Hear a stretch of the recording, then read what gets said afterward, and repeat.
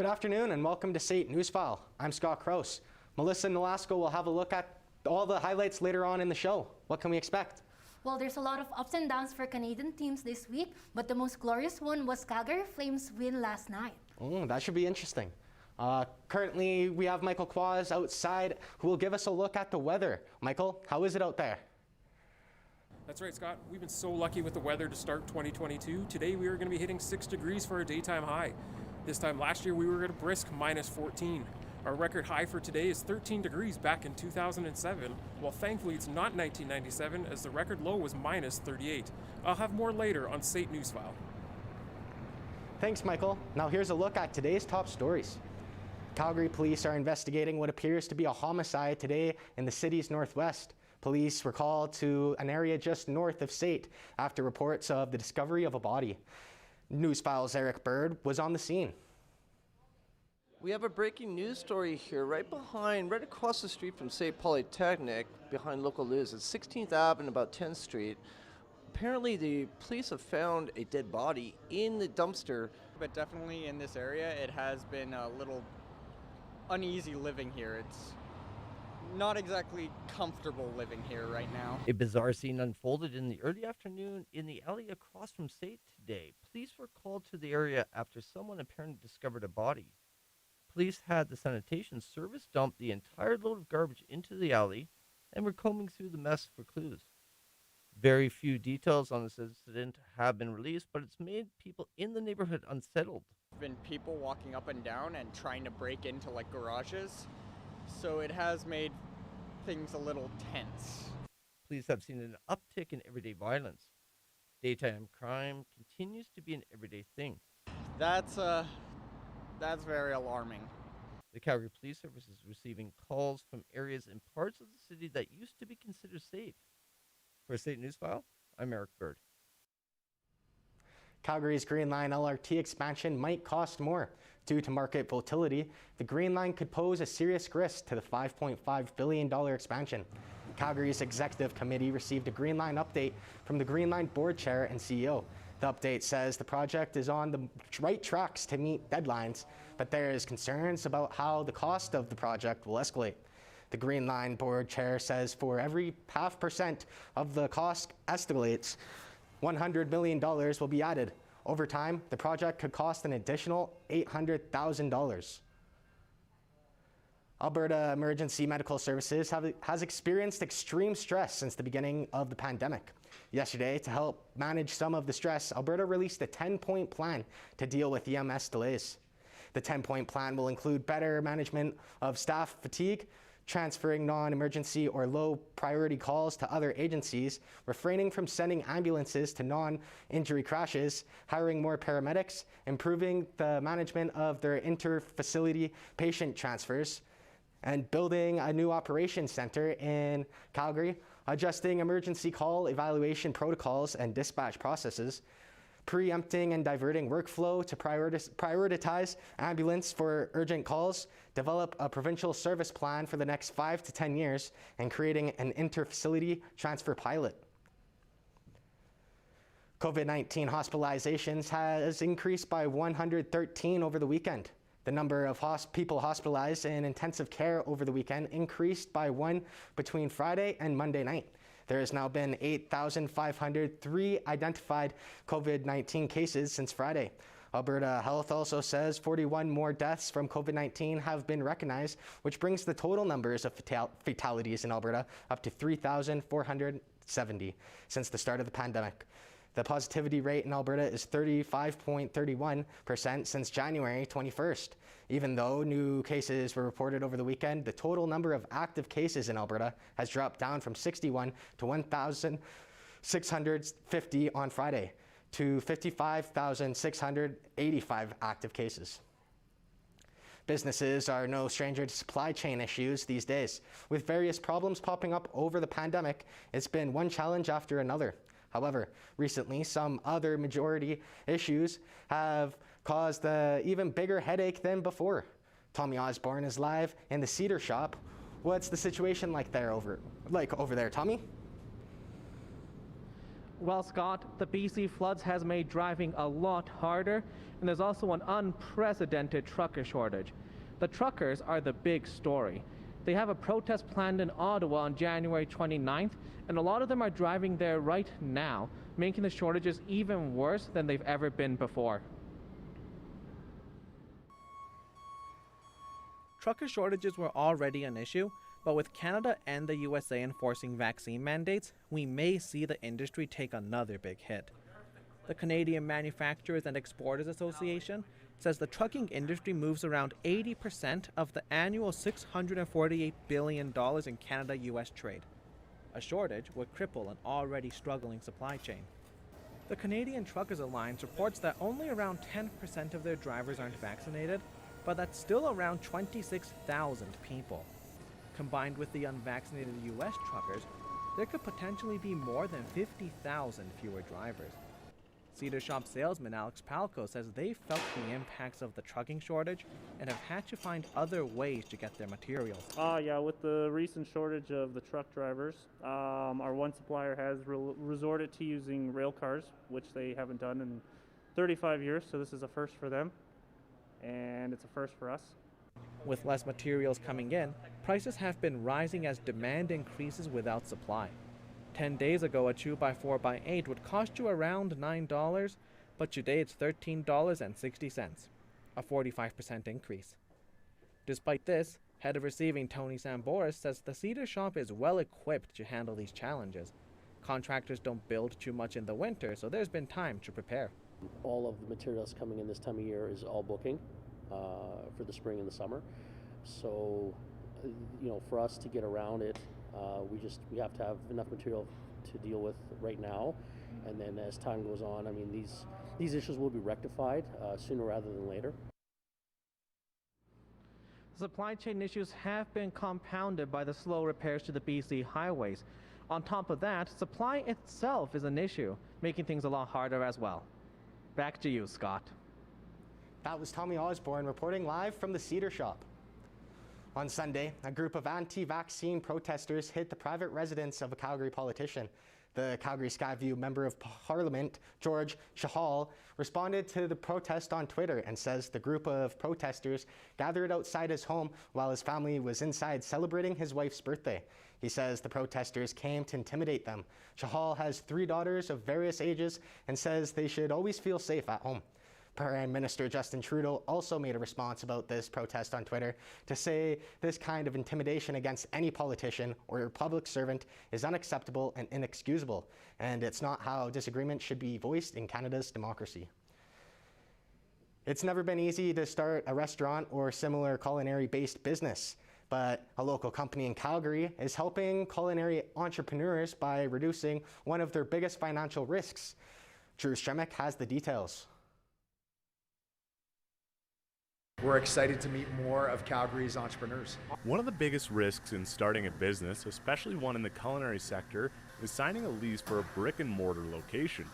Here in Calgary, a company called Culinary Co-working is providing a way for new chefs and culinary entrepreneurs to lessen that risk by renting out commercial kitchen space. Father and son duo Herbert and Andrew Obricht's unique business model allows companies to flex how much time and space they need given their fragile budgets. Sometimes the costs just are astronomical and honestly can stop someone from following their passion. What we do here is we offer monthly memberships based on hours in the kitchen, providing a fractional space so that members can pay for the time and space that they need. With a fully stocked commercial kitchen and almost 24-hour-a-day access to the space, Culinary Co-working also provides benefits that can't be bought. Community collaboration is something that Culinary Co-working is striving to achieve. They've helped out a lot of different companies over the pandemic create a space where they can not only maintain their businesses, but thrive. Employees working at Culinary Co-working are big fans of the conditions they're working in. Untangible benefits of it is just having a community. Like, we talk to the bakers almost every day. We have people that work beside us where they just ask us things, we ask them things. Might run out of an ingredient. It's like having a neighbor. It's like, hey, can I borrow some sugar? Since co-working expanded, it's increased its square footage to more than 10,000 square feet and added an additional 20 workstations. So with any luck, Calgary just might have more delicious options in its future. For State Newsfile, I'm Drew Stremick. The weather has been great lately, which has most of us itching to get outside. A Chinook is a welcome break from the cold weather, but it can also cause a lot of problems, like a lack of stability in the snowpack. Avalanches are very common, but are extremely dangerous, especially if they happen on a public hill used for snowboarding and skiing. Rachel Weed reports. Avalanches happen hundreds of thousands of times in the mountains, usually in valleys that are not used by the public for winter sports. Avalanches are caused by many different things. A snowpack can become unstable from precipitation, wind, solar inputs, and fluctuating temperatures. Avalanche Canada is a site that posts daily avalanche reports for the backcountry ski and snowboard trails. And this week, the avalanche danger has been high. This is the time for people, if you don't have any training, then you should probably be staying out of avalanche terrain. It's going to require more informed decision making, and there's going to be definitely terrain and areas that you're going to want to avoid. Avalanches can also happen right in major ski areas, and some snowboarders and skiers were quite surprised when they found out avalanche warnings were right at their fingertips. I literally have no idea. I mean, if there was a sign, I would obviously stay clear of that, but I normally just follow the group and I just try to keep up. But if anything looks dangerous, I try to avoid that. The people behind the resources are working hard to make sure people stay safe while skiing and snowboarding. When we put out a warning, you'll see there'll be a banner, and it'll be on your app. If the warning affects the regions that you go in, you'll see when you go on your app for your local region, a red banner will come up. Luckily, the avalanche warning ended yesterday, just in time for the Chinook this week. Many individuals who enjoy winter activities will be back hitting the slopes in no time. For State Newsfile, I'm Rachel Weed. Those are today's top stories. We'll have your full forecast after the break with Michael Quaz. But first, Rye Clark has a look at what's going around the Calgary this week.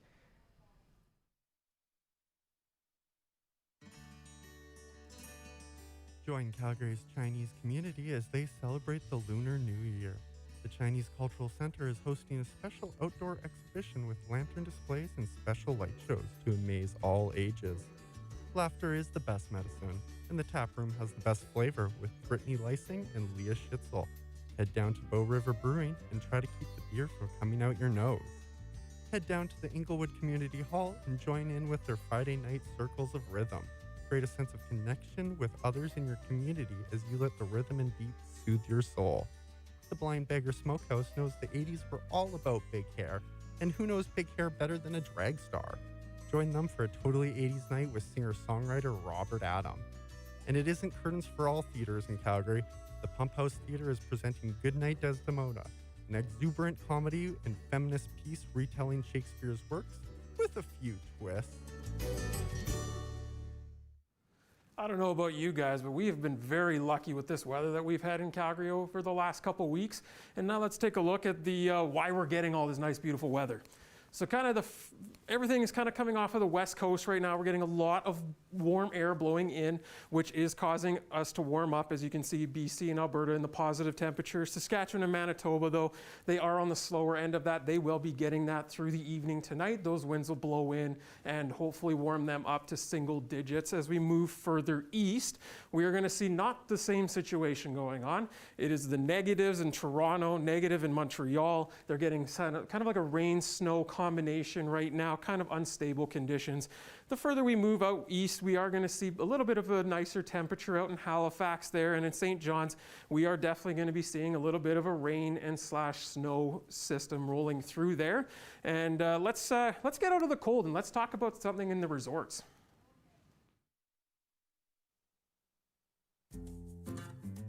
You may want to hit the links early today as it's sunny and 27 in Palm Springs. Barbados is getting soaked in rain at 27.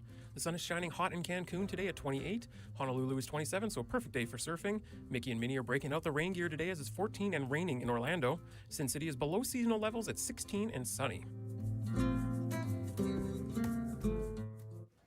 Let's take a look at the Calgary weather now. It is currently 6 degrees. We've hit our daytime high later in the day than normal. We've had mainly sunny conditions through the whole entire day. Cloud has rolled in later and should cloud over a little bit through the evening. Winds are at 30 kilometers an hour. They are going to pick up to potentially about 60 through the night. And tomorrow we do see a slight chance of some flurries rolling in. So now let's take a look at the province. As we look at the province today, the northern part of the province is a little bit cooler than down south. Fort McMurray's getting a little bit of a rain/snow going on. Grand Prairie is catching kind of that tail end of that westerly wind that's warming up everybody. The further we move down the province there, Edmonton, Red Deer warming up. Red Deer's the slowest one at warming up today. As the further you go south, we are seeing a lot warmer conditions, and we are seeing that wind's impact right now as Calgary and Lethbridge have bumped up their temperatures about 5 degrees in the last couple hours. Now let's take a look at the 5-day forecast for Calgary. And tonight we're going to see a low of -5 and a few clouds. Tomorrow we'll see a chance of those flurries, 30% chance, 1 degree. And then Thursday, Friday, and Saturday we're going to see highs of 7. And now after the break, Melissa with sports. I had it so good. I had my own car, great grades, everything in my life was going great till I ruined it all. Little did I know, this would be my greatest mistake. Drunk driving. Lawyer fees, disappointed parents, lost car. If only I listened. Hey, you aren't good to drive home. Friends don't let friends drink and drive. Come and learn the breaking world of broadcast news. Find your passion to investigate, write, shoot, edit, and deliver the stories of the day. SAIT's broadcast news program teaches you everything you need to know for a career in radio and television. Become the next great anchor, reporter, or personality using industry standard technology alongside qualified instructors with years of experience. This is broadcast news. Come and dare to be on air. Welcome back to SAIT Newsfile. Melissa Nolasco now joins us for a look at the latest highlights. What can we expect, Melissa? Well, it was a busy week for the sports fanatics as there are back-to-back games from our Canadian teams, like a win for the Flames and loss for the Raptors. But first, let's take a look what's happening at our very own SAIT Trojans. The SAIT's community's wait is over as the SAIT Trojans are back in action. The Trojans men's basketball team is back after more than a month of hiatus following the cancellation of the 2021 athletic season back in November 2020. Team forward Tally Cross is hoped to be a big part of the Trojans' success. Kami Marayag has more. The second half of the season has already resumed, and the team's forward and center Talik Ross puts in extra effort because he considers all teams in the league to have good players. Because everybody's great competition in this league, and just stay together as a team, come in here every day, work hard, and just focus in school too, first and foremost, because you got to stay eligible. Ross started playing with the Trojans last full season and has won 1 league title. The pandemic has slowed down the team the past couple of weeks, but his personal goal is still to bag another championship by the end of the season next month. The SAIT Trojans men's basketball team is 4 times consecutive. I just won this previous one, so I only have one personally, so I do for sure want another one. And I'm pretty sure we're going to do what we got to do to get that again. Ross also says the team is now back to regular practices and will be better prepared for the remaining games of the season. He acknowledges the effort of all his teammates and how their head coach, Marty Berkey, has been helping them grow. We're just going to be better prepared. You know, Christmas break with the Omicron variant happening, we didn't really get enough time in the gym. We had 1 week of practice to prepare for this past game Saturday, and it showed, you know. So this week we're coming in more focused. Coach Marty, we had a great film session today before we started practice, and he let us know we needed to do better. He let us know we did well, and he let us know what we're going to do moving forward. Ross has played 6 games, scored a total of 68 points, and secured a total of 56 rebounds so far in this season. The Trojans is currently second in the ACAC ranking next to Lethbridge College. There are a total of 9 games remaining for the balance of the second season, and they are up against Medicine Hat College this coming Friday and Saturday. For SAIT Newsfile, I'm Kami Marayag. The SAIT Trojans men's volleyball team started their second half of the season with a victory during Friday's game against Medicine Hat College Rattlers. The Trojans turned down their guests with a 3-0 decision in the ACAC action played in our very own campus center. SAIT progressed to a 5-4 on the season, while the Rattlers continued to search for their first win with 0-7. The Trojans' Mitchell Newman led with 10 kills in the match, while Medicine Hat's Nathan Chernick got 5 kills, to which both of them were named players of the game. The Trojans wrap up their weekend set with 6 straight set wins with the following day. Matthew Tkachuk set up his career high record with 5 assists as Calgary Flames blew out St. Louis Blues with a 7-1 lead at last night's game. Anderson passed over the puck to his partner Hanifin, which got away from him. Sankvist caught him up in the corner, puck play up the boards and shoots in. Tyler Bozak scores. Not long after, here's Zadorov on the move into the circle and shots first score for the Flames and tied it up at 1. And here's Gardro for a counterattack, hitting down low up front, then scores a 2-1 for Team Canada. By second period, midway through the ring, Anderson was able to steal the puck and help keep it alive with a play to Tkachuk, quick pass it from Monahan, then scores. The Flames then didn't let the Blues pass as they kept hitting consecutive goals until end of the second period and ends the game of 7-1. A result of team effort scoring for the team, Jacob Markstrom made 20 saves out of 21 to earn the victory. Jordan Binnington stopped 28 out of 35 shots, while Bill Hussell stopped all 13 shots. Team Canada's men's ice hockey roster for Beijing Olympics 2022 has been announced today, revealing the 25 players nominated. This team will be the one chasing for Canada's 10th Olympic gold medal at the tournament, which will take place from February 9 to 20. The roster includes 4 players with Olympic experience. Eric Stahl is back in the Olympic ice for the first time in 12 years and will be the oldest member of the team, while Mason McTavish, being the youngest, will turn 19 a few days before the games begin. Eric Odell, Maxime Noru, and Matt Robinson were part of the bronze medal winning team at Pyeongchang 2018. The team will participate in an 8-day training camp in Switzerland starting today. Rafael Nadal is advancing to the Australian Open semifinals after winning a 5-set match against Denis Shapovalov.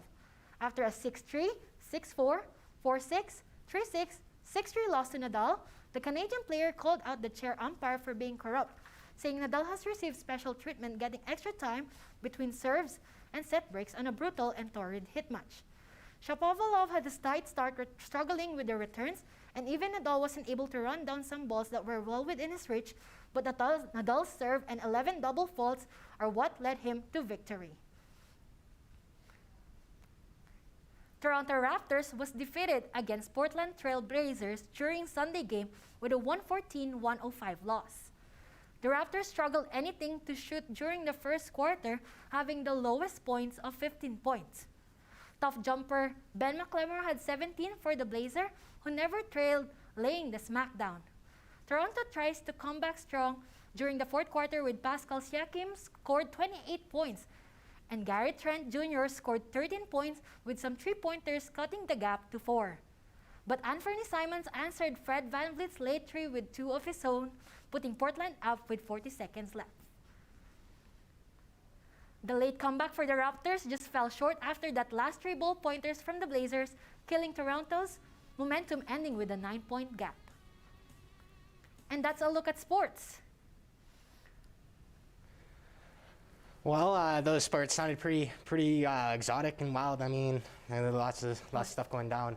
After the break, we'll have a look at what's going on around the world of entertainment. Stay with us.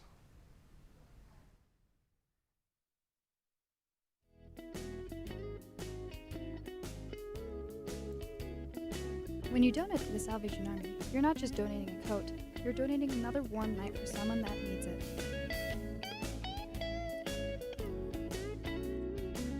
When you donate to the Salvation Army, you're giving someone hope.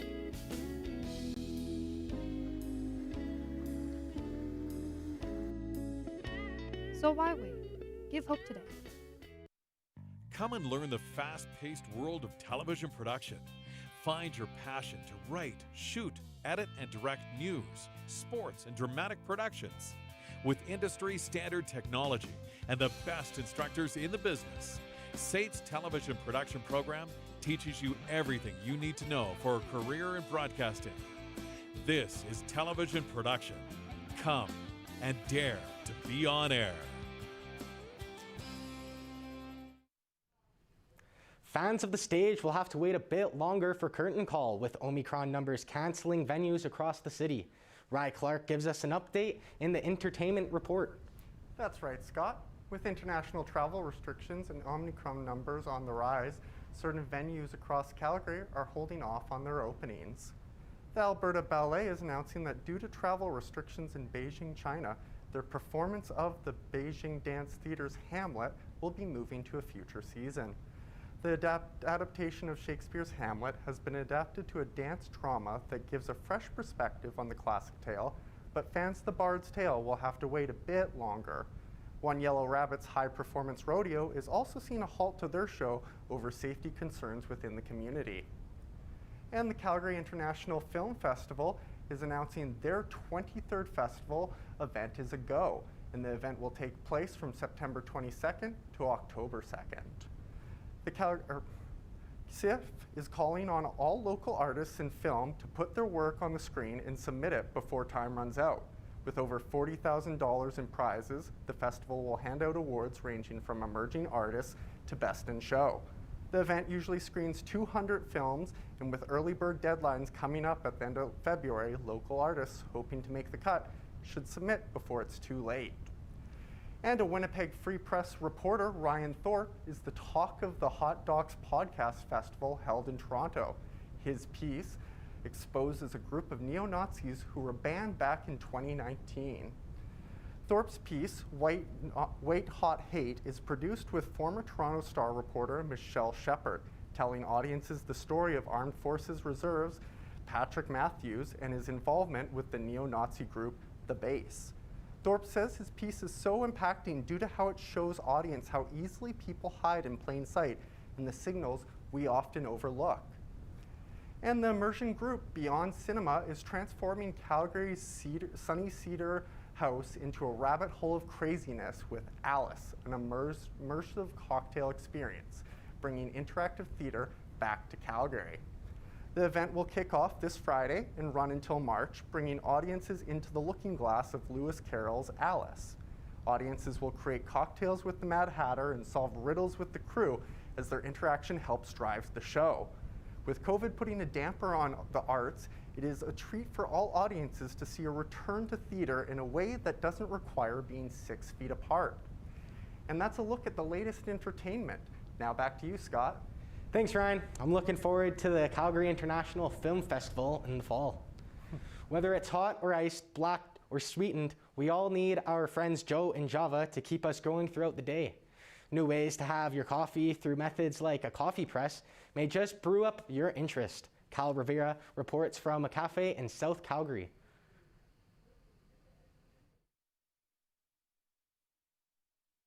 Just gets me through the day. I mean, obviously it gives everyone that little boost of energy you need, but it's just a nice way to relax, especially like in the morning and stuff like that. Just enjoy a cup of coffee. Definitely, yeah. Like, I think it helps me focus and just be able to like sit for long periods of time and like do homework, get all those deadlines and whatever. But I do think it helps a lot in school as well. Although not everyone has the time or money to use or get coffee from a high-end espresso machine like this one, a quick, affordable, and easy solution all lies in the desired brew method of your coffee. A coffee press is a prime example of this, and chances are you already have one laying around. Just like an oven, make sure to preheat your press. This is called tempering. Proportion and measure, making sure to use 2 tablespoons of ground coffee per 6 ounces of water. Then, letting it sit for up to 4 minutes, allowing the coffee to bloom. Get your plunger and press. Then, pour. But what's better than making a cup? Well, that sure does look good. Coffee is always great, and especially when you can get it as fast as possible. Thank you for joining us on SAIT's Newsfile.